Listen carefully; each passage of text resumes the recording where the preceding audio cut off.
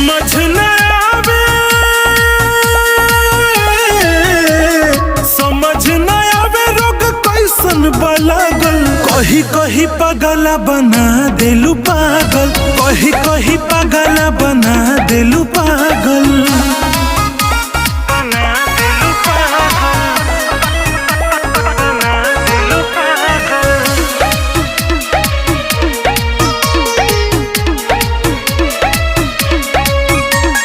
कवना कसूर दूर हो गईलू हमसे, मरतनी हम गम से।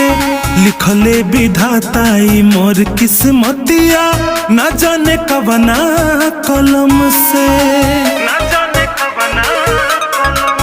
मुँह मोड़ लिहलू, दिल तोड़ दिहलू, काहे श्याम आलोक के छोड़ दिहलू। सुख के